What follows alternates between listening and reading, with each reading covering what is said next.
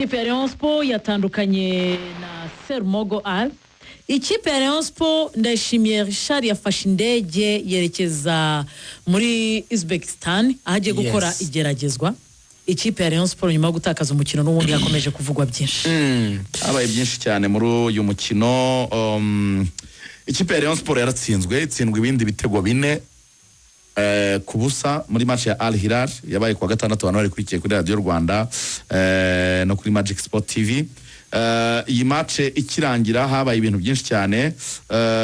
Reka nyure mu byabaye rero nyuma gato yange y'umukino nyuma ya 4 kubusa ko natinze muri stade cyane. Rugaju Abareyo bahamagaye abakinnyi ba Al Hilal. Abareyo abafana ba Rayon Sport bahamagaye abakinnyi ba Al Hilal ati ni muze tubaha amashyi. Ya mashyi y'Abareyo bayahaye abakinnyi ba Al Hilal. Icyo aricyo kivuze.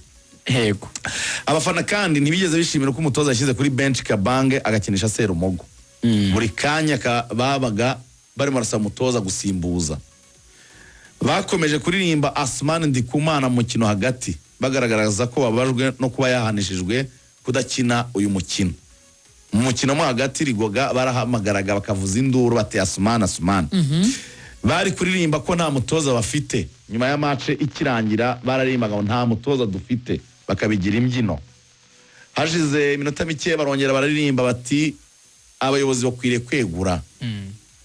Ubwo n'uburakari bw'abakunzi ba Rayon Sport bababajwe cyane na resultat zikurikirana zibishe nibihe bibareyo barimo baranyuramo bidasanzwe byabaje bikomeye cyane. Twahera ku gitego cya mbere batsinzwe ntabwo cyari cyo habaye mu kwibeshya ko umusifuzi Rayon Sport yatsinzwe igitego umupira barawuteye ugonga poto uragaruka umukinnyi wari uri muri position ya offside action itangira aratsinda nabwo nkuko habaye kwibeshya ku musifuzi wa APR igitego cya mbere cya Rayon naho habaye mu kwibeshya ntabwo cyari cyo. Nkaba navuga yuko rero mu gihe Rayon Sport icyo gitego yagitsinzwe ikagitsindwa hakiri kare byahise bisa naho bidemoralije bijyanye nuko nyine yari ifite yo defete ibitego 4-1 kuri APR none utangiye utsindwa mu minota 10 ya mbere ikipe nka Al Hilal wari ubizi yuko ifite imibare iteye ubwoba irimo gutsinda cyane kameme ku bakinnyi na harimo n'icyo kintu cyuko harimo benshi bashya ntibaramenyerana umutoza nawe ni mushya. Bon, ikipe nyine na qualité urebye ubwiza bw'abakinnyi Al Hilal n'Abareyo ntibisa ntibingana. Wowe utsinzwe mu minota 10 morali isijya hasi abo muhanganye morali isijya hejuru none banakurusha n'ubwiza bw'abakinnyi. Cyagomba gukurikira nyine ni ukunyagirwa. Nta kindi cyari gukurikira cya kabiri kigiyemo cya gatatu kigiyemo cya kane kigiyemo abafana bare bati muradutsinze muraturushije muze tubaha amashyi.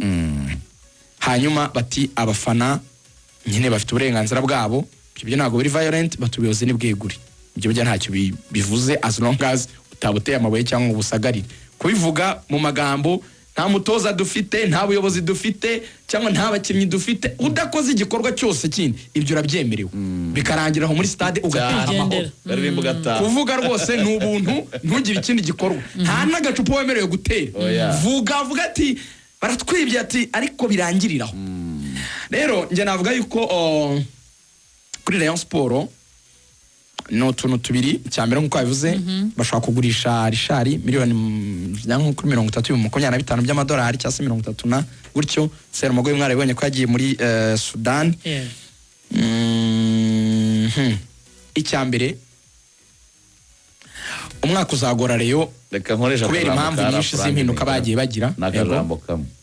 Rayon Sport kine open heart surgery umutima bakinjiramo bakabaga. Yego navuga yuko bagize umwaka ugoye mu bice bitatu imiyoborere idahamya yagihindagurika icya kabiri guhindagura ikipe cyane yaba mu kibuga abakinnyi bakina ndetse n'umutoza icya gatatu urayibona ko n'ubundi ubwiza bw'abakinnyi wakabahinduye ari nabeza cyane nabo se beza cyane. So briefly no mwaka uzagora Rayon Sport cyane ariko kugira ngo utazagaruka usa n'uyu nguyu mubi ukuri gusa no kuri kugenda hakwiye nyine icyo kwizigera ravuze heart and brain surgery nanjye nakongeraho kandi bikorwa nande igihugu n'igifashe Rayon Sport mu buryo faranga mu buryo bw'imiyoborere no mu bundi bujyanama ikipe abanyarwanda bakunda ntikomeze kubababaza naho ubundi bagabo ndabashimiye umunsi mwiza mwako